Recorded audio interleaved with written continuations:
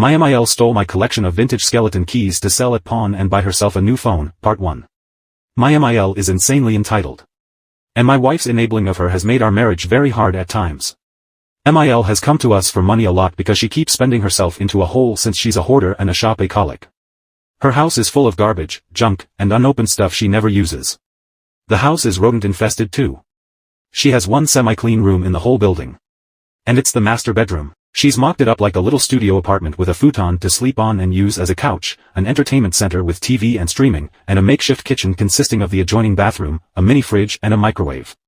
MIL's also overweight because she eats out a lot. Recently MIL came to us wanting me specifically to buy her a new smartphone as an unprompted gift. And she threw a massive fit when I refused. And I mean a child temper tantrum kind of fit. Why did she want a new phone so suddenly? Hers was 2 years old, that's literally it. As far as I know, it still worked fine. Even my wife has confirmed this. But MIL was resolute that she deserved a new phone. And before leaving, MIL yelled at us that we're supposed to be pampering her now that she's an old woman. She's 53. My wife also didn't want to buy her mother the phone because she gave her money not long before to make sure her bills were paid. I have quite a collection of vintage skeleton keys. And I mean good ones. Like ones to particular hotels, the large ornate sergeants, brass railroad keys, reading hardware, etc. My collection as a whole should easily be worth $2,000 to $3,000. Some of those keys are super rare. I kept them in a locked display cabinet. But a few days ago I came home to find my entire collection gone. The cabinet had been forced open. I checked the CCTV for the living room, and saw my MIL force open the cabinet with a small crowbar. She then put all the keys in a couple of boxes she'd brought with her and left with them. I called MIL right away and demanded she return my collection. She nonchalantly told me she sold the entire collection at pawn already, and used the money for her new phone. Then said it was my fault, and she had to do it because I wouldn't give her the money. My wife was seemingly on my side, until I said I was going to call police. She begged me to just drop it. And even suggested I just start a new collection. I refused to let it go, because a lot of those keys are not only expensive, they're irreplaceable. I spent 10 years building that collection. But my wife kept blowing up at me and telling me to just let it go. So I slept in the guest room that night and sought online help the next day when my best friend told me to try Reddit. I'd been a lurker before. But making an account wasn't hard. My MIL has been trouble in the past. But this was the first time I know of that she'd stolen from us. I needed help, so I asked here. The resounding advice finally made me pull my head out of my bum to realize I was the only one keeping my marriage afloat. And it would likely never get any better if my wife wasn't on my side when her own mother steals something irreplaceable from me. Now to answer some quick questions I got before. 1. How did MIL get into the house? My wife unilaterally gave her a key when we moved in, that's why. 2. Why did I have CCTV cameras in the living room? Really? Wouldn't you do that if you had something valuable on display there? 3. Is MIL on drugs? No idea, she's always been crazy. 4. Did MIL steal from us before? Not that I have been able to tell. And I've checked everything I could think of. 5. What kind of phone did MIL get? Not a clue. But probably one of the cheaper smartphones with the amount of money she got selling my stuff. Unless she's on a payment plan. 6. Did my wife use my money to placate her mother before? Yes, she did. We primarily have separate accounts. But we do have a joint account we pay the bills with, so it's not used for savings. In 2 years of marriage, I'd say it happened roughly 5 times. Every time my wife took money from the joint account for her mother, she always replaced it on her next payday. Though in hindsight, I think she only did so because she knew I'd never let it go, because she would always have an attitude with me for a few days after. I was in a bad marriage fog before. But this whole situation has snapped me right out of it. 7. Will I lock down my credit? Already I have, though I'm not sure my wife or her mother would be so stupid to do something like that after MIL was recently arrested. I have gotten my collection back, and hidden it somewhere my wife and MIL have no idea where it is.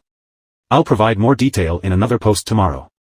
Edit, since it keeps being mentioned, yes I did call police, yes an arrest was made, yes my wife is a soon-to-be ex and know that I'm taking many precautions right now. My MIL stole my collection of vintage skeleton keys to sell at pawn and buy herself a new phone. Part 2. Back to what happened that day, police did come and take my statement a bit over an hour after I called the non-emergency line. I had video footage, and the documentation of my collection ready. And then there was some texts I went out of my way to get from MIL to bait her into a confession.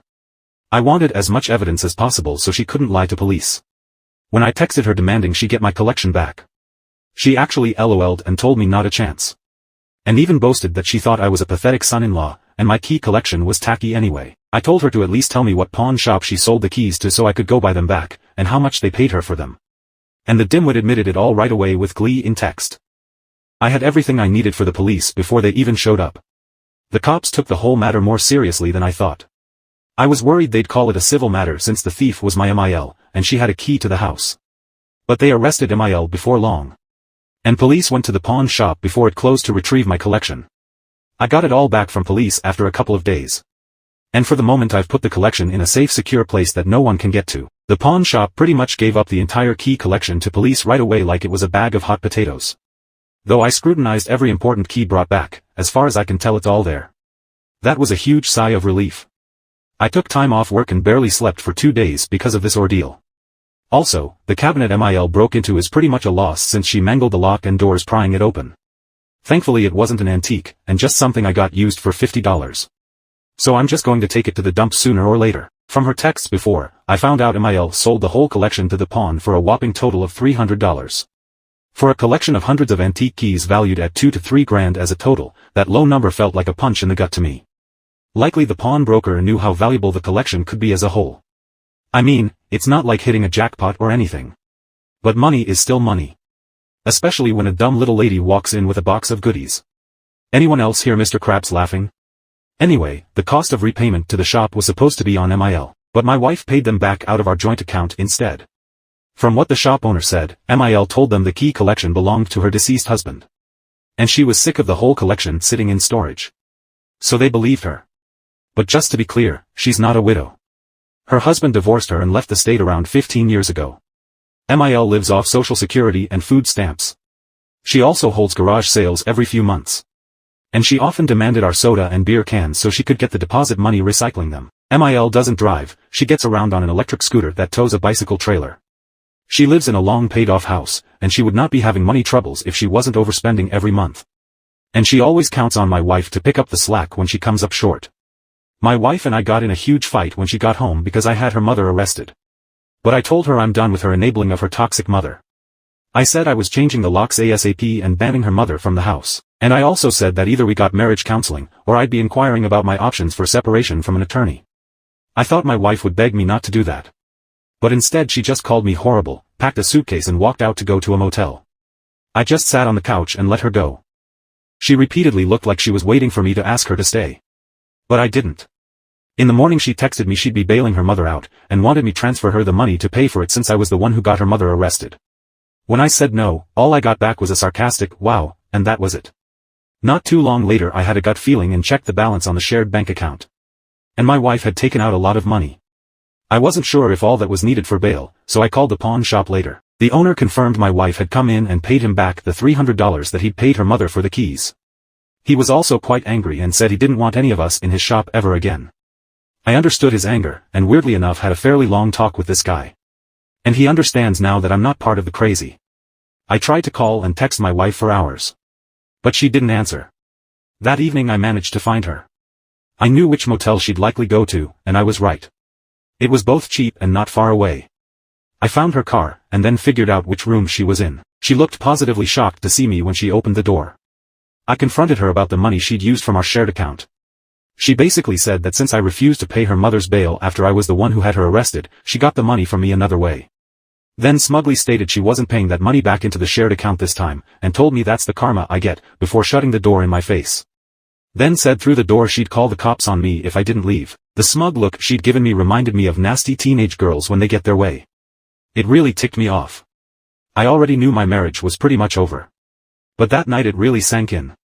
I had a long sit-down with some old video games and cola to think about my future. The house is rented, so I'm not renewing my half of the lease, and will soon be apartment hunting. The last month of the lease is March. But I may leave sooner, depending on how soon I can find an apartment. We have no kids yet, thank God. So that's another thing I currently have in my favor. The next day I changed the locks on the house and removed all of my money from the joint bank account, and stopped all automated payments to and from it. I made sure to take only the amount of money I'd put into the account. There was still more than enough in it for me to break even and still leave the minimum required balance on the account. Either way the cost of MIL's bail and paying back the pawn shop was now entirely out of my wife's pocket now. And I don't think she's noticed yet. But it shouldn't be long. I've been to a couple different divorce lawyers already, and I picked the second one since the first seemed like they were only there for a paycheck. I'll have the divorce papers served soon. I love my wife, but it's clear she didn't love me. So I can't stay with her anymore. She can have her thieving hoarder mommy all to herself now. We both have very comparable incomes, so I'll be pushing for a clean split divorce.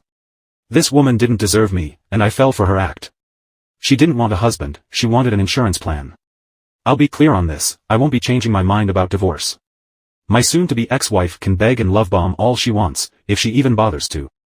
I've never been her number one. And I'm not gonna settle for being number two in my own marriage. It is over. Edit. Yes, I asked the landlord to allow me to change the locks. He was all for it when I told him what happened. All I had to do was mail him a copy of the new key. He doesn't want my MIL to ever have a key to the house again. Had my wife served for divorce since she sided with her key stealing entitled Mother Part 3. Just because I found the thought of it humorous, I'll be referring to my wife as wifey a lot from now on. Also, I know I seem like I'm posting too fast. But remember, this originally started around 10 days ago, and I've not wasted time in getting the divorce started. I also apologize for the length of this post as I could not keep it short. It really didn't take me long to find and hire a divorce lawyer. And she's mean. Yes, my lawyer is a woman. And she seems pretty good at her job. She asked me a couple of times if I was really sure I wanted to do this. But once I explained my full story to her and showed some evidence, she agreed with me when I said I wanted to start ASAP. So she got the ball rolling. Oh, this divorce is going to cost me. But I don't care. I'll rebuild my savings later as a free man. I didn't even want to rent the house I'm currently living in anyway. Wifey pushed for that. I'd have been happy staying in our old apartment we used to share until we could have actually afforded to buy a house together instead. But that's obviously never happening. I'll be paying a lot less for an apartment once we separate. Before coming home, wifey spent some time at a cheap motel when she bailed her mother out of jail. And she even threatened to call police on me when I went to see her there. I changed the locks with my landlord's permission while wifey was still away, and sent her a text saying I'd done so. But I guess she'd not bothered to look since she never responded, so upon returning home she ended up pounding on the door and screaming at me to let her in. I just watched her through the doorbell cam and let her keep it up for a while before she finally got on her phone to call me. I was already walking home from having had dinner with my best friend when she called, and I pointed out the text she'd not bothered to read. When I got home to let her in, she was puffy-cheeked, teary-eyed, and red with a bit of catbutt face. I had a new key ready for her, and told her if she gave a copy to her mother again, I'd be notifying our landlord, as they were already very angry she'd given her mother a key to begin with. Not sure what the landlord could have done. But it was enough to make wifey comply for the moment. Plus, I'm not gonna be living here much longer anyway. My MIL still believes she did absolutely nothing wrong, and is playing victim to wifey every chance she gets. She's not allowed over anymore, for obvious reasons. And I've been repeatedly called a monster by her and wifey. I've never been more glad that MIL has no friends, because then she'd be telling them all her convoluted version of the story to paint me as a villain. I just know it. She was told how much my key collection is roughly worth, and what kind of felony charges she could be facing. Though my collection was returned fully intact. So she may get the charges lessened. I'd like to hope she gets a decent punishment at least. But I'm not really counting on the system to throw the book at a manipulator like her. As I said in my previous post, wifey also paid her mother's bail and what she owed to the pawn shop with money out of our joint bank account, and then smugly told me that she wouldn't be putting the money back. Basically that was a terrible power move, and her only way to try and put all the cost on me. I've since removed everything I had in that account, and stopped all future payments to it so she can't spend my money too. And I've changed my passwords to pretty much everything. Wifey flipped the hell out on me for it once she finally checked the account a couple days ago, because that meant that what she paid for MIL's bail and reimbursing the pawn shop was all in her money only. And now there was no more access to my funds to supplement her own with. I just ignored her tantrum and went into the home office to watch anime on my computer. She banged on the door for a while demanding I talk to her. I just stayed quiet and put on headphones. Wifey has repeatedly demanded I drop all charges against her mother, and even said that if I really loved her, I would not only stop all this, I'd cover the cost too. When I kept refusing, she moved into the spare bedroom. She tried to kick me out of the master bedroom first. But I made it clear I'm not giving up the master bedroom when she's the one at fault. She tried to start taking my stuff out, but I just blocked her while pointing my finger at her face and said, "No," like I was talking to a dog. She ended up crying and saying I was demeaning her. But I didn't care. Then, for some more deception on her part, she admitted to me out of pure spite that until this mess had started, she'd been planning on letting her mother come live with us full-time soon because of the state of her hoarder house. She boasted that she was just gonna move her in while I was at work. I told her we were supposed to be equal partners before this all happened. And I was sick of her unilateral decision-making. And as long as I'm paying 50% of the lease, her mother will not be living here. And if she tried, I'd throw all her mother's stuff out immediately. Wifey looked like she wanted to explode, and stormed off to have a drink and a loud phone call with her mother in the kitchen. I just started removing her stuff from the master bedroom and left it in the other room for her. I've put a new lock on the door to the master bedroom too. I had wifey served at her job, which she said really embarrassed her in front of her colleagues, and she flipped out on me again once she got home. Apparently she didn't take my threats of divorce seriously until those papers were actually in her hands. She said I couldn't do this. But I told her I was done. She made it more than clear where she stands. I told her I learned a rather interesting phrase online. When people show you who they really are, believe them. And she's clearly shown me who she really is. And it's not the woman I fell in love with. That woman disappeared and got replaced with an entitled mommy's girl who refuses to act her age right after we got married, which makes it pretty obvious she did that intentionally. At this point, I don't think she ever loved me. Just my wallet. I can't stay married to a woman who conned me into marrying her. Then she started screaming at me that she wasn't a gold digger. So I asked her if she'd have been inclined to stay married to me if I'd done the all same things to her. She tried to deny it at first, then looked around like she was trying to find a better answer. Then she just gaslit to deflect as usual. But I had none of it. I told her right then and there that I'm not renewing the lease on the house with her because I don't want to live with a petulant woman-child I can't trust. And if she wants to keep the house, she can go ahead and start a new lease to move her mother in once I'm gone. Finally, that's when the real waterworks started. She said I was destroying our family. And I said, what family, and pointed out how we don't have kids, and her mother is more important to her than me.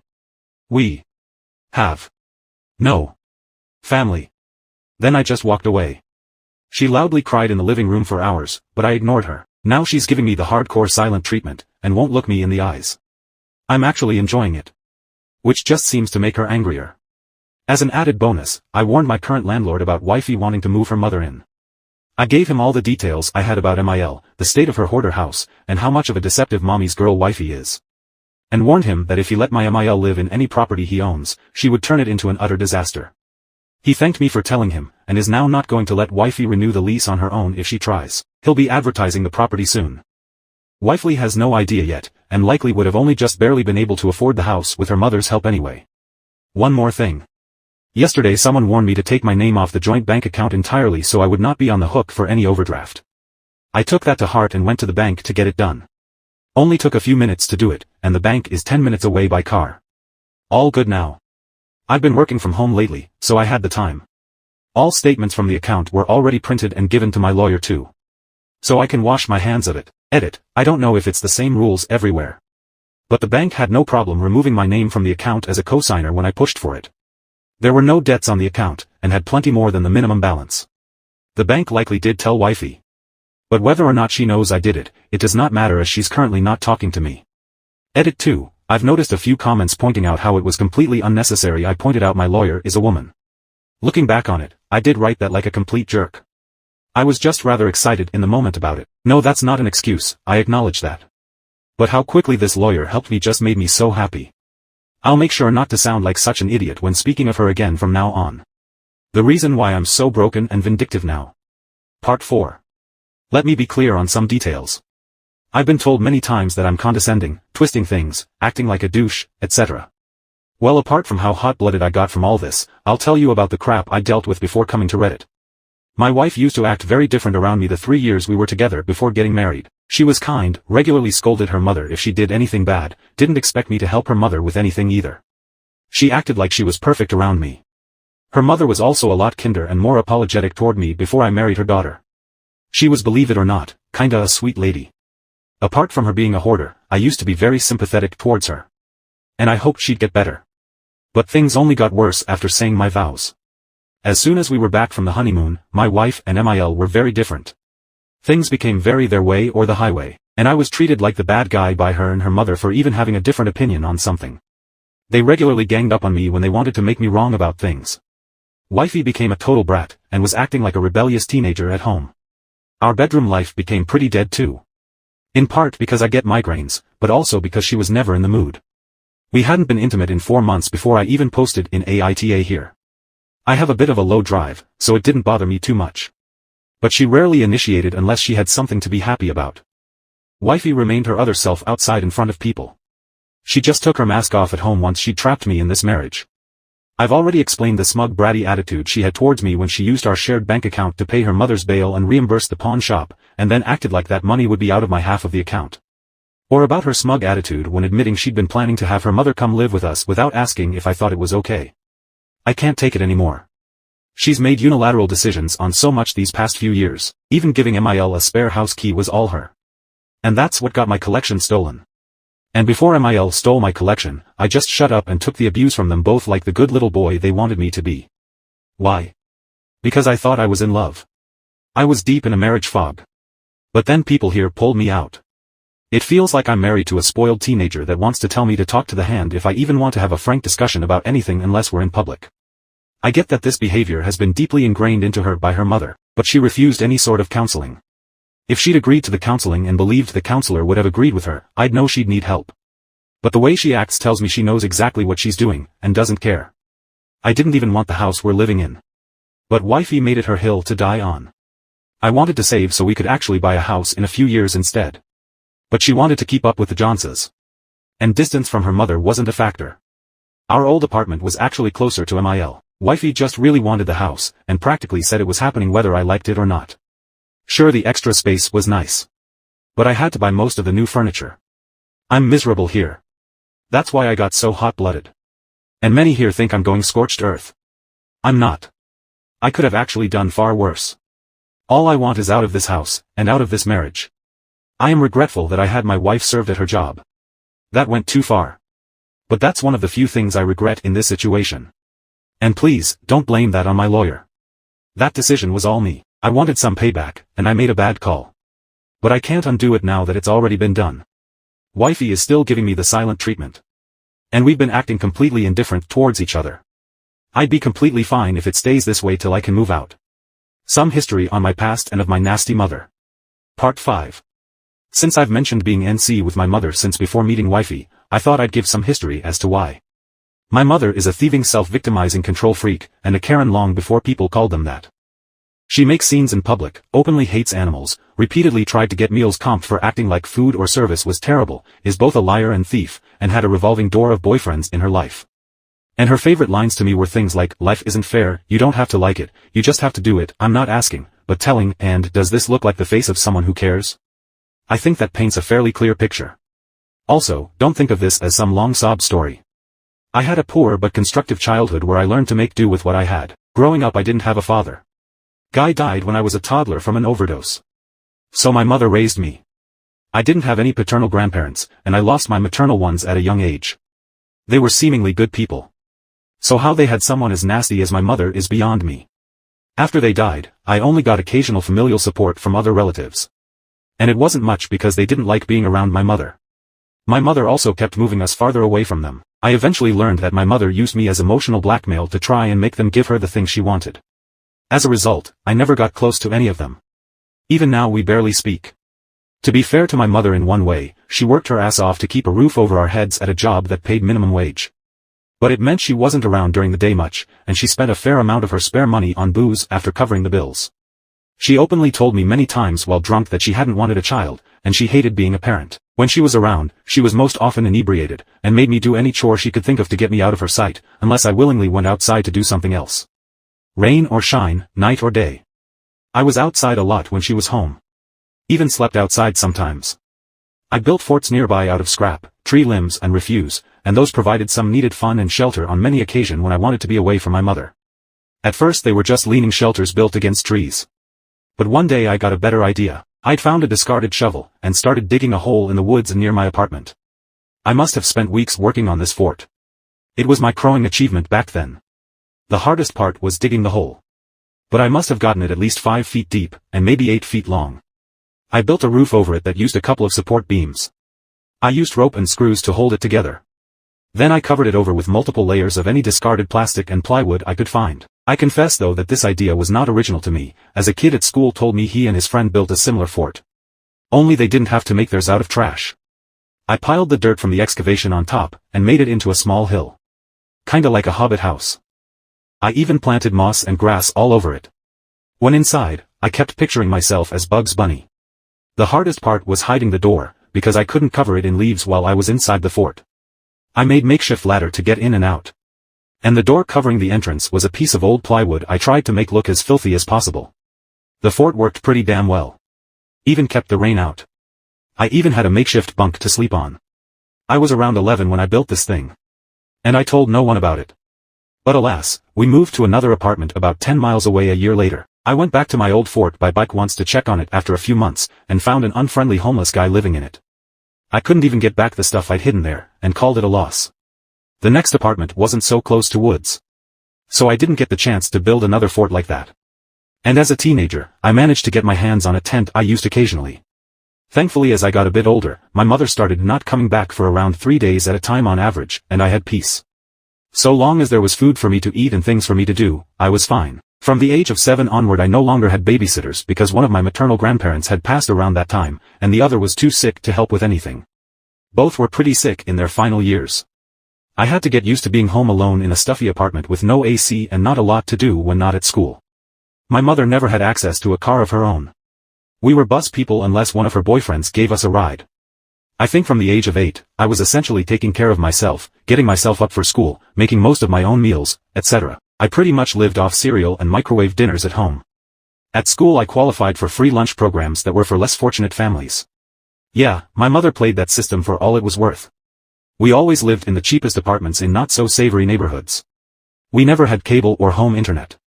So unless hanging out with a friend at their house or going to the library, I could only ever watch public access TV until they cut it from air, or watch one of the few DVDs or VHS we had around. I didn't even have a video game console until a friend's parents gave me their brother's old N64 out of pity.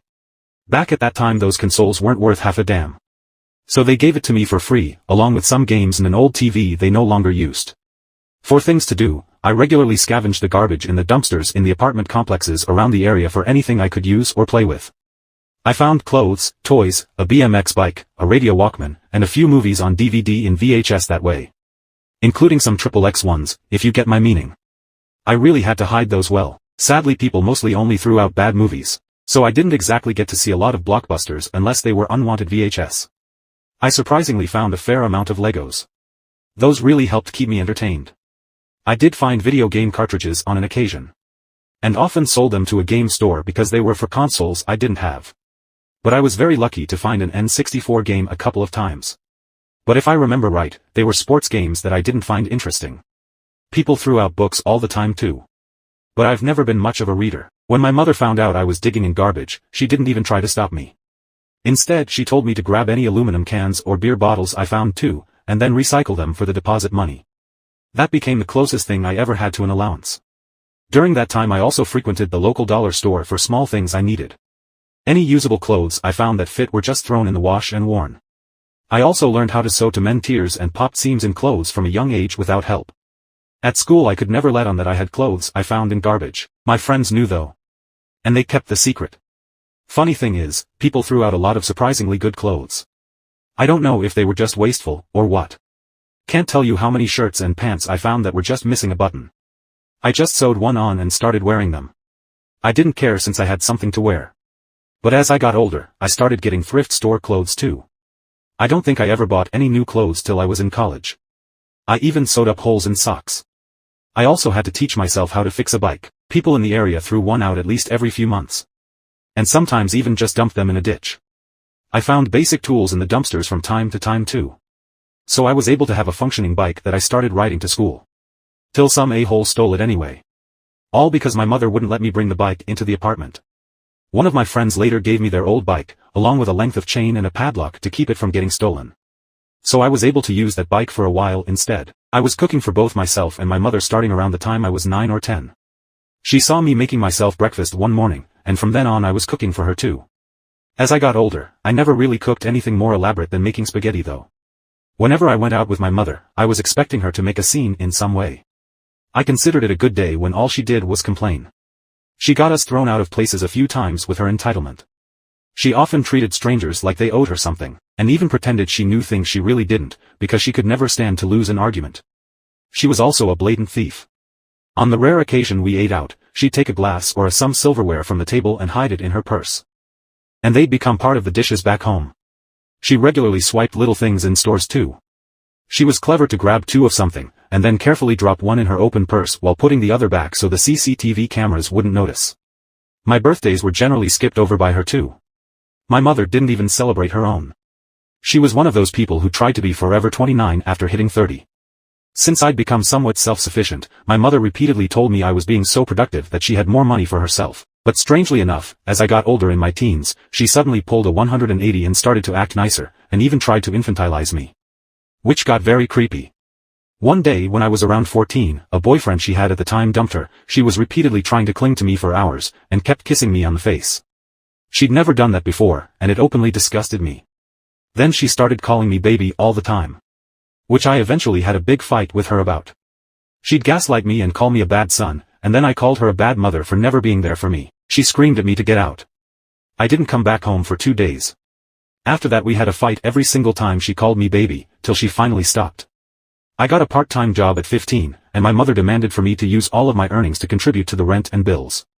I had to stand up to her once again, but ended up agreeing to give her half. I hardcore saved the rest little by little so I could bolt at 18 and rent out a hovel in order to attend the nearest community college. I packed and left without even telling my mother, but she easily figured out where I went, and moved closer to me. She found me on campus and demanded I move back in with her. I refused and she followed me home. After that she repeatedly showed up at my place to try and boss me around or intentionally embarrass me in front of my roommates. She even tried to get my college to give her my cell phone number. And flipped out when told they can't do that. Then she called my job pretending to be my girlfriend once. That's how she got my first cell phone number. One of my coworkers gave it to her. Oh, he got in trouble for it when I complained to the boss, because it was in the rules you're not allowed to give out the personal information of your coworkers. The jerk actually blamed the write-up he got for it on me too. He got fired a few months later. My mother tried to get me fired from that job too. She made numerous calls to complain. But she didn't even know what I did there. So she ended up getting told off by the manager over the phone after I explained my situation to him. I completely cut my toxic mother out of my life when I was around 21 after we had a huge fight because I'd refused to live with her ever again after finishing college. And not being around her helped me to mellow out a lot. While I didn't seek counseling, I've been told many times my mother tried to turn me into what many refer to now as a sunzan. A term that creeps me the F out every time I think of it.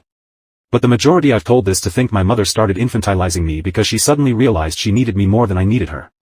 And I suppose my own past with digging in garbage made me a bit blind to my MIL's hoarding issues before I married wifey. And I guess a feeling of needing to have family put me in a very bad fog with my marriage. My personal obsession with skeleton keys started at a fairly young age.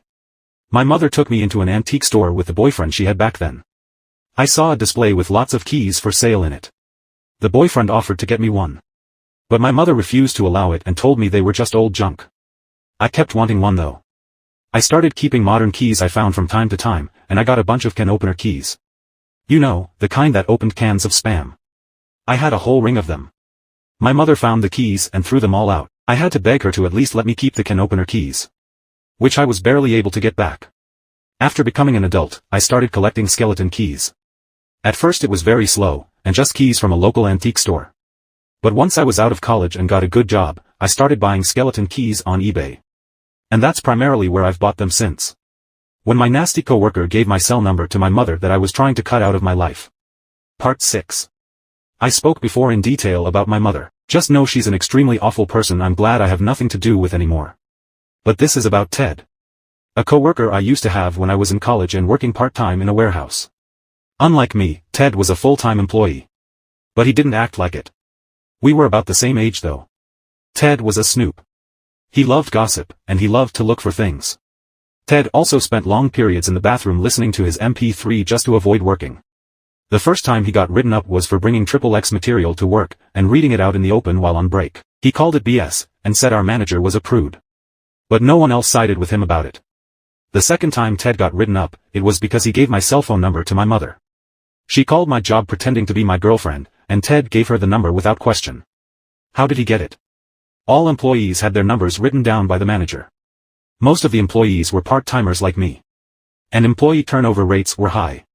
So the manager had all our numbers written down at the ready to call someone in to take over a shift when needed. Which was surprisingly often. I wouldn't call the manager an unpleasant guy. But he kept everyone at arm's length. Anyway, Ted gave my mother my first cell phone number. And she immediately used it to start calling and harassing me. Oh, he got in trouble for it when I complained to the boss, because it was in the rules you're not allowed to give out any personal information of your coworkers. Ted actually blamed the write-up he got for it on me, and claimed I should have warned him. I pointed out that if I had a girlfriend, then she'd already have my number.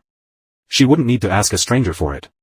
Ted gave me attitude and stopped talking with me at all after that. Ted got fired a few months later after being caught snooping in the manager's office again, which he'd been forbidden from entering. He made a big show of yelling, "Screw you. Screw this job," when he grabbed his backpack and ran out. I saw him again about a year later in the area working for a landscaping service. I rode by on my bike, and slowed down when I saw him working a lawn mower. He didn't seem to recognize me, but I recognized him. Wifey broke her silence, tried to seduce me, and is scrambling to find an apartment now. The fact that this was predicted so well by so many people here is kind of frightening. But it only seems to prove what a big stereotype wifey is. After roughly a week of the silent treatment from her, wifey couldn't keep it up anymore and started love bombing. She even tried to make me dinner and get me drunk. I told her while she was cooking that I wouldn't touch anything she made. For one, she's a terrible cook. And secondly, I don't trust her not to put something in the food. She made overcooked hamburgers and I didn't touch them or the alcohol provided. I mean, the beer was already opened. She cried and said I was being mean by not eating her food. And I coldly said it was because I can't trust her anymore. She retorted that it wasn't like she cheated on me or anything. I said back that she may as well have cheated since her mother was always more important to her than me, the man she married. You can't keep a marriage by treating your spouse as secondary. Wifey changed the subject by breaking down crying again and begged that if I stopped the divorce, we could get the marriage counseling I'd wanted, and she'd never try to have her mother live with us. I told her it was far too late. She had her chance, and blew it badly. She already made it very clear where she'll always stand. In the past 2 years she made no effort to get better, and only acted nicer in public. Why would I want to stay in that sort of toxic relationship? She had to answer truthfully for once and admitted that she likely would have left me if I'd done the same stuff to her. But she still kept trying to convince me not to divorce, and that we could work it out. I had to just walk away and go into the office again. Wifey didn't stop, and even tried to initiate intimacy multiple times. She walked around the house in lingerie a lot, and even my favorite of wearing nothing but a lacy apron. She hasn't done that for me since our honeymoon, even when I asked. She tried touching me in places, running her fingers in my hair, and getting on her knees to try to entice me. I didn't take her bait and stonewalled. She ended up gaslighting me with the "am I not good enough" line. I told her she used to be. But I just can't see her that way anymore. Wifey left me alone to hit the bottle hard after I said that, and she wound up puking in the kitchen. I wouldn't put it past her to try and baby trap or frame me at this point. I even lock the door when I sleep, and I've installed a hidden camera in the room. I want out of this house. But I can't leave yet until I can get into my new place. Wifey later doubled down while sobbing when nothing was working on me and begged again that I don't go through with the separation and divorce. But I've already found an apartment that'll be vacant sometime in early to mid-March. I've also notified all of the utilities of the change as well. Wifey's now freaking out even more because now she has to find an apartment for herself right away. I don't really care where she'll end up. I'm just happy I'll be free of this house soon. I've also made sure not to tell her where my upcoming apartment is located. And she's tried to get that info out of me 3 times already. As soon as my new apartment is ready, I'll start moving stuff in. I'll be taking the bed from the guest room when I go. I paid for it after all, and it'll be easier to move since it's a queen size, and what's in the master bedroom is a king. I'm a light sleeper. So having a comfortable bed is a must. My wife can have the bulk of the furniture. She can either leave it for the next tenant, or she can sell it. I don't care anymore. The apartment I'll be moving into is a 1-bedroom. The previous tenant left it in a sorry state. So it needs some remodeling. But I picked that specific one because not only will the rent will be far cheaper than the house, I'll be much closer to my job. Like, I could walk or bike to work from there, and I just might. I haven't ridden a bike in years because I never could get wifey to. Yet another thing she's held me back from. So when I move out, one of the first things I'm gonna do is buy a bike. Edit, to clarify, wifey is the only one who's been drinking. I've avoided it for a while now. Edit 2. I've gotten many comments from people judging me from this post alone. I've not been acting this way for no reason. Read my prior posts to see what I dealt with that led to this. Edit 3, to explain what happened with my bike situation. Wifey hates bikes. She never wanted to ride with me, and that made me slowly lose interest. And then she threw out my old bike without asking me. I wasn't very mad because it was in bad shape, but it's on me for never replacing it. I acknowledge that. Still not sure what bike I want yet. Either Street MTB, classic road bike, or a fixie. To those who think they know me, Part 7. To those who've been supportive of my situation. I deeply thank you all. It's the advice that I've gotten from so many of you that helped me push through this. To those who kept telling me I'm an idiot or some derogatory statement for filing for divorce, that I'm making a huge mistake, or that my wife loves me and I should give her another chance. Kindly shut the hell up. None of you have lived with this woman, or her mother. They were both very different people before I married my wife. You only judged me on her love-bombing behavior from my last post. But she's a talented actress. She spent 3 years acting, then took her mask off after ensnaring me at the altar for a marriage that was for her convenience. So an act was all her love-bombing was. She doesn't love me. She loves the financial security of being married to me. She loved ordering me to do what she wanted with my money. She made renting this damn house a hill to die on. She practically ordered me to buy all the new furniture. And MIL was constantly testing the waters to see what she could get me to do. She practically ordered me to buy her a new phone as some sort of power move, and then flipped out when I refused. Then stole and sold my collection to get that new phone as a stupid attempt at revenge that backfired badly for her. And to those calling me stupid for filing for divorce, or getting my MIL arrested over old keys. You can really shut the hell up. This wasn't just about the keys. It was just the last straw. Those keys are not worthless. Granted, they don't have value like vintage jewelry. But some of those keys are actually worth hundreds on their own. And having more of the same brand of key, like Sargent's and Reading hardware, their values stack. It's by no means a worthless collection. And even if it was, it wouldn't matter because it has value to me. And to all those upset over me using the word wifey too much, I get it. But just saying my wife didn't feel right anymore, because this woman is only my wife on paper now. I also have never once called my wife wifey in person. That's exclusively on Reddit. I'll possibly replace wifey with STBEX or something later. But the separation doesn't start till I move out. And calling her wifey isn't nearly as bad as the nickname some other people have come up with for their exes or MILs on this site. I was tempted to call MIL something like Grabby Gabby. And tempted to call my wife something like Mommy's Girl or Mini-Mia. But I didn't. I just said wifey. Which feels far less insulting than any of those other things, and easy to understand who I'm talking about. I agree I used it too much, but lived through what I've lived through with her, and I think you might be inclined to say something similar. I was asked if I've had several past failed relationships. Sorry to disappoint, but no. My wife was my first. We met on a blind date set up by friends. My wife was my first date, first girlfriend, first to hold hands with, first kiss, first in bed with. She admitted to having had 2 prior boyfriends that she had been intimate with. And I had zero issue with that. I fell in love, and we moved in together after 2 years of dating and I proposed. Then we got married on year 3. But right after the honeymoon, my wife's mask came off. She became demanding, controlling, always seemed to put her mother first, and acted like a bratty teenager at home. I tried to have a frank discussion with her many times about various things. But I basically got talked to the hand, as she always brushed me off. It became her way or the highway. So I'm taking the highway. And for those wondering about the case against my MIL, it's still open. And even if I wanted to drop charges, which I don't, MIL sold stolen property. So I'll probably be seeing her in court in a few months. MIL hasn't dared to come near the house since I had her arrested. I have put up more hidden cameras. First one in the bedroom I sleep in, and the other in the office I spend much of my time. And I repositioned the living room camera.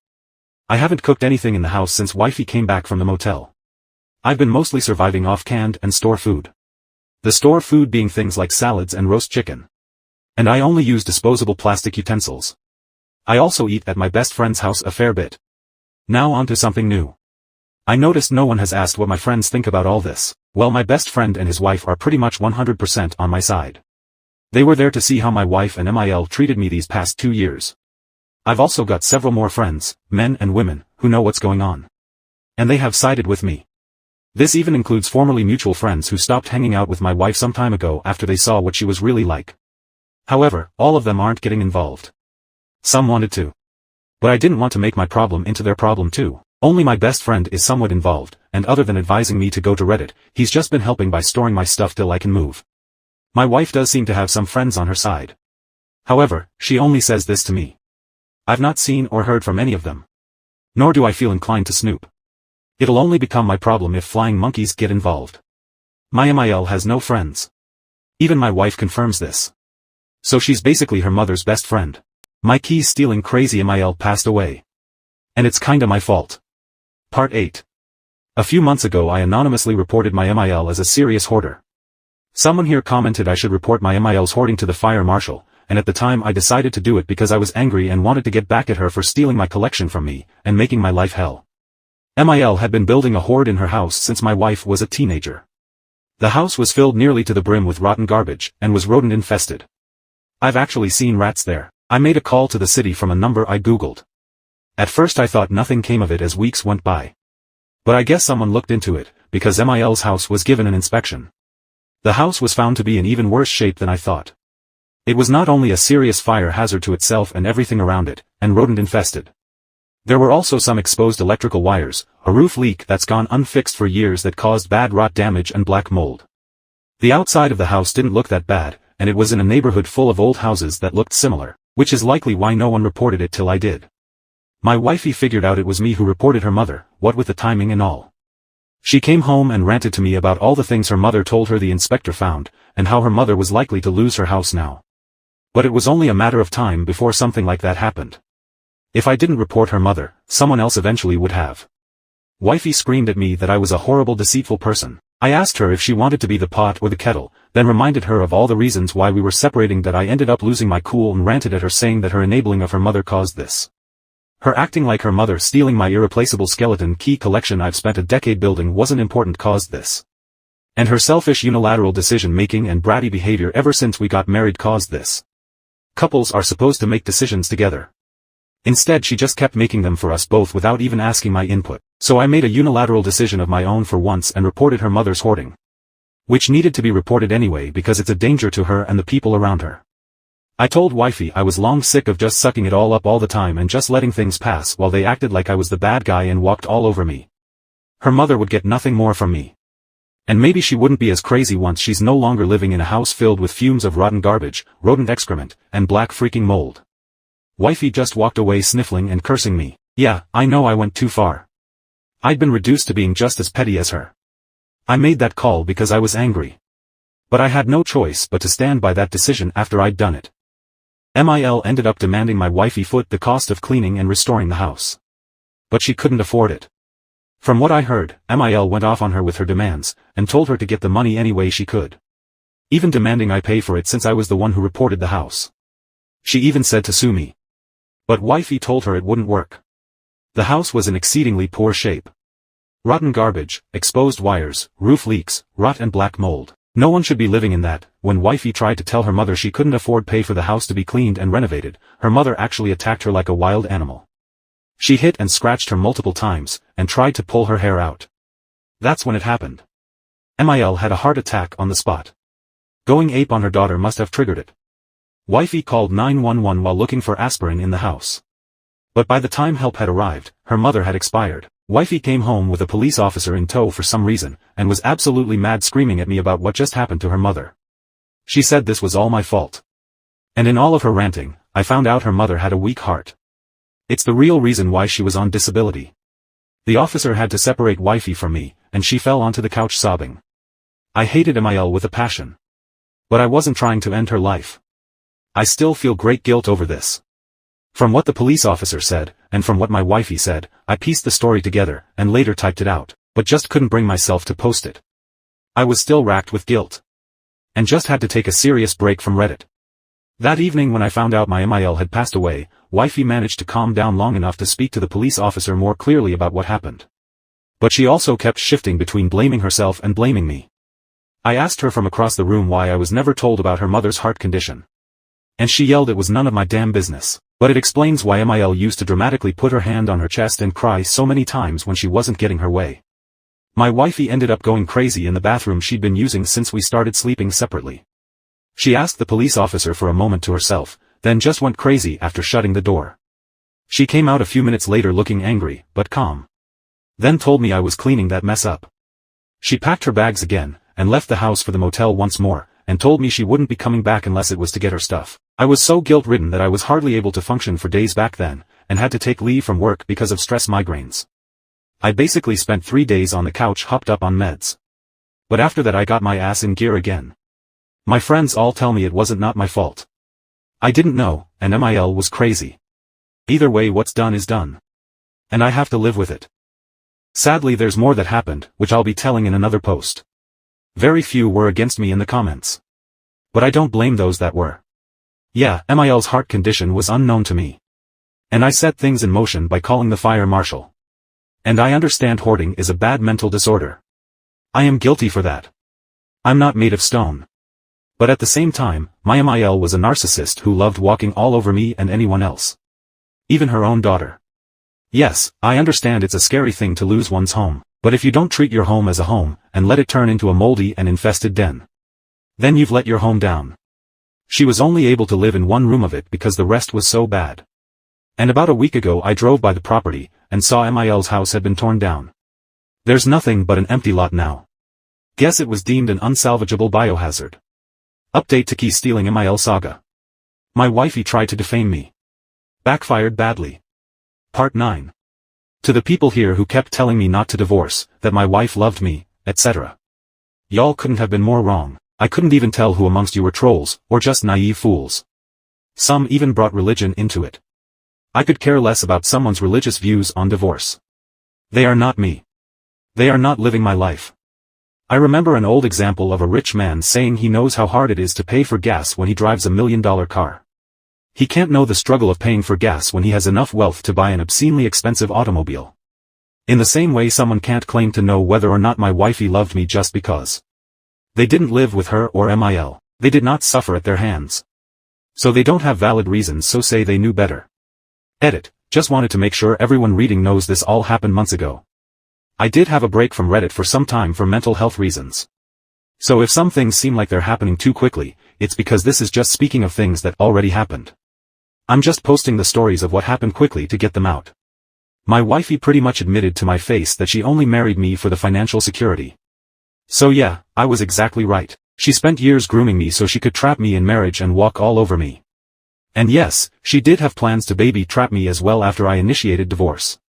I've confirmed this. But she dropped any act of wanting to save the marriage after her mother died. In my last post, I told how I reported my MIL's hoarding, and her house was inspected and scheduled to be condemned. She demanded my wifey pay for the house to be fixed. But when wifey said she couldn't pay, her mother went ape on her and then died from a heart attack soon after. She had a congenital heart condition I was completely unaware of till after she had kicked the bucket. I was told for years she was on disability only for mental problems. But she actually had a weak heart. Her potentially being removed from the only home she'd lived in for decades put her stress over the edge, and her heart gave out when she attacked her own daughter for being unable to fund her home restoration. Yes, I do still feel guilty about what happened. But it's in the past now. MIL's house was torn down. Not sure when. But about a week before making my previous post, I drove over to where her house was, and there's nothing but an empty lot now. The house was likely declared a biohazard or something. Not sure if my wifey owns the property now, or if it was sold. I don't know. I can't imagine my wifey inherited much of anything good from her mother's hoarder den. That house was so bad, I'd even seen a rat scurry by across the top of the hoard once. Many past commenters were exactly right about my wifey was likely aiming at trying to baby trap me with her love-bombing behavior. A few days after she'd left to the motel when her mother died, I went into the bathroom she tore up to clean it. She'd left it in quite a bit of a state the day she left by having a meltdown in there. But thankfully nothing but her personal items were broken. She did splatter shampoo all over the walls though. While cleaning I looked in the wastebasket and noticed a bottle of pills with fertility support written on the label. When I removed the cap from the bottle, the paper seal had been torn out. I googled this stuff, and it was a common female fertility vitamin that anyone could buy online or in store, not prescription. I confronted my wifey when she came to get some more of her stuff. She admitted that she'd hoped to get pregnant so I wouldn't divorce her. But that was before her mother died. After that she said she'd never want to touch me again. And she scoffed when I said I'd felt that way towards her for a while before she did me. I never found out if my ex put anything in the food or open beer she tried to serve me though. I searched the house top to bottom for anything else that might have been a clue, and came up with nothing. So she may have just wanted to get me drunk. I can't express enough though how glad I am that I didn't have a child with this woman. I wasn't allowed to MIL's funeral. Though I didn't really want to go, my wifey specifically told me she didn't want me there. And I responded that I understood why. But then later wifey posted online that she was furious barely anyone from her family showed up. Not even her father came. And then she lied by saying I was invited, but refused to come. Which was blatantly false. And I had screenshots of our texts proving it. When my wifey left the house after her mother died, she went back to the motel for an extended stay while she moved her stuff out bit by bit. Either to storage, or a friend's place. I don't know since I didn't help. I heard from friends she eventually found a studio apartment. but hated living in such a small space after previously having a house. She was also seen looking miserable at the local laundromat. Our former landlord agreed to keep the extra furniture neither of us could take, as his new incoming renters were happy to use them. A lot of you thought she would. But my wifey did not try to sabotage the house in any way other than her bathroom tantrum. But she stubbornly refused to help pay for a cleaning service. She made it more than obvious she was doing that to spite me. So rather than wasting time fighting with her about it, I hired a cleaning crew myself. They and I left that house spotless, and I got back my half of the security deposit without issue. I did later buy a used Kent Ridgeland bike, and started riding again. The bike had a replacement seat, but is otherwise bone stock original. I only ride little at a time these days. Currently once or twice a week at most. I just don't have the passion for it I used to. But I do enjoy my short cruises around town. And while I could commute to work on the bike, the surprising amount of warnings I got from people here telling me that's a bad idea made me reconsider doing it. Didn't help that I found out that some friend of a friend got hit by a car while on his bike a couple of months ago. So I'm just hobby riding instead of commuting. My best friend joins me sometimes too. He's got a red Mongoose MTB he dusted off. It needed tires, so I put some on for him and gave the bike a tune-up. And then we took to the bike paths. His bike has gears, but is also much heavier. Mine's a single speed but fairly nimble. So it kinda evens out. After her mother's funeral, my wifey went into full hate mode. She started badmouthing me on her social media, and told multiple lies about me because she saw me as responsible for what happened to her mother. She claimed I was physically, emotionally, and financially abusive. Which I was not. If anything, she was all that to me. She also played off the value of my skeleton key collection, which she still claimed was worthless. However, there was already a fair amount of word spread around through my friends and former mutual friends about what really happened. And they commented on her posts about it to the point she took them down, but I still got messages from angry flying monkeys. The most common thing them saying was that I ended a sick old woman's life over keys. I told them all my side of what happened, and pointed out I had plenty of evidence. Including being told I wasn't invited to the funeral, and showing screenshots of the texts. I was sorry Amiel died. But I couldn't have foreseen she'd have a heart attack. And her house was so bad, it was completely unlivable. A select few apologized, most just stopped talking, and a good few persistently called me a liar. So I had to block them. I ended up contacting my wifey to tell her that I'd file a defamation lawsuit on top of the divorce if she didn't stop making posts about me. Which likely wouldn't bode well for her career. I'd already screenshot everything I needed from her profile before she deleted the posts. Well, she tried to say I was blackmailing her. But she stopped. Then she played the whole situation off as just being angry in the moment. But her lying was still called out, and she lost all her credibility. She soon shut down her social media entirely, and called me afterward to blame me for it. Then she mocked me and said she was glad I was divorcing her. She told me I'd never satisfied her in bed because I was too vanilla. And she wished she could have gone back to her ex-boyfriend. That one actually stung a bit. To clarify though, my wifey never cheated on me. Many people figured she did, including my friends. But no. She just spent a lot of time with her mother. I've also spoken to the man who dated her before me. Some of my wifey's former friends still were in touch with him, and gave me his number. He told me dumped her because she and her mother treated him the same way they treated me after I married my wifey. Which means their playing nice for 3 years was one hell of a calculated move. I also learned from the guy that he'd found out the guy who dated my wifey before him also dumped her for the same reasons. And he was her high school sweetheart. I'm afraid there's still more to this, and will make another post soon. I will say though that the divorce is underway, and not going in wifey's favor. My wifey got in contact with my mother that I went NC from a long time ago. Part 10. To clarify, since some people didn't know previously, this stuff all happened months ago. Which is why I made 3 posts so quickly. After the social media incident, wifey tried one last desperate measure to get back at me, which was to track down my mother that I was NC with. She probably found her through Facebook, because I know my mother has an active page there. My wifey knew exactly why I'm NC with this woman. I told her for years the things my narcissist mother did to me. But she went to see her anyway. Either she was looking for a replacement maternal figure, or she just did it entirely to spite me. Or maybe even both. Either way, we all know she's petty AF. Despite being years NC, my mother wasn't far away. I never really moved far from where I was raised. And my wifey fed my mother a very embellished sob story. I got a call from a number I didn't recognize, and it turned out to be my mother. First words out of her mouth were, "How could you?" She wouldn't even give me time to speak by just saying, "I don't want to hear your excuses." Then she went on a rant about the lies wifey told her. I just ended the call about halfway through said rant, and then blocked the number. I remember thinking to myself at the time. Just great. The two people I hate most in this world are now banding together. Wifey also figured out where I live. I don't know how. But it doesn't really matter anymore. What did matter was she showed up with my goddamn mother. This woman was just as bad as I remembered her, except now she has bleach blonde hair. She still dressed as if in denial about her age, and was still judgmental and narcissistic. But the moment she started yelling at me, I snapped and lost it on her and wifey.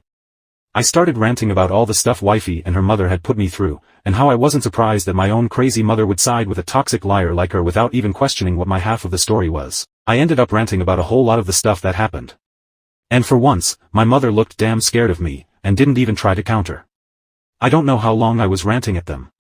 It was just word vomit and yells planing to the point I almost mentally checked out while my mouth did the work.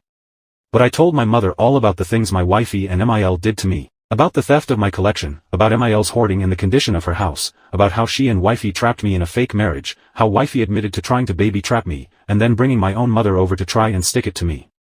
I looked over at wifey and said if her big plan was thinking my mother had any power over me, she was even dumber than I thought. And yeah, I ranted about how wifey thought my skeleton key collection was worthless. And exactly how and why it wasn't. Police eventually showed up because a neighbor had called them. I had a CCTV camera going inside my apartment watching the door. And it saw enough. So there was video proof I never laid a finger on either of them at least. The police broke things up and escorted wifey and mother away. The cops thought I was the bad guy at first. A grown man yelling at two cowering women didn't exactly look good. But they took the time to listen to me, and I showed them the camera footage. My mother looked downright scared of the cops, and didn't even want to talk to them. And wifey knew exactly what I'd do if she lied to them. So they fessed up as to why they were there, but claimed that giving me a talking to was all they'd intended to do. Right. And Zeus didn't throw lightning. Oh wait, he did. Who knows what those two would have tried, were it not for the police and my temper. No one was arrested. But I made it clear I didn't want my mother or wifey coming back. Right after they left, I went to the police station and filled out a report on the incident for a paper trail, in case of future stalking. Even though one of the officers tried to tell me that was too much for the situation when all they did was show up at my door, they also seemed to take offense to my making a report against my mother and wifey. I told him that he didn't know those people, and they were relentless narcissists. After making the report, I called up my best friend and told him what happened. He asked if I wanted to go riding to clear my head.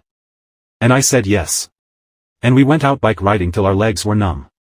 The next day I texted my mother from the number she'd called me from, and explained some things in detail. And I even sent screenshots of proof I had on some things. I made sure to do all this in text for two reasons. 1, so I wouldn't have to actually hear her voice. And 2, because I could screenshot all the texts and give them to my lawyer for my divorce case against wifey. My mother said wifey told her a very different story, that I had been abusive in various ways. I told my mother she was free to have a relationship with wifey. But I wanted nothing to do with either of them. And I'll call the police if either of them show up at my apartment, or any future one I may be living in ever again. She did not message me back for several days. I also sent messages about what happened to other relatives and asked they be passed around just in case wifey went crying to them too. Which I guess she was smart enough not to bother doing, because none of them heard a peep from her. Wifey ended up having a huge fight with my mother, in which my mother kicked her out. My mother finally texted me back and said she wasn't willing to risk staying on wifey's side when it meant being dragged into the crossfire. Then she gave me a short sort of apology. Which I accepted as good enough, because getting my mother to apologize for anything is like pulling teeth. I stated I still don't want a relationship with her because I know she still defends the way she raised me. She told me she understands, and then said to have a nice life somewhat passive-aggressively. Then I reblocked the number.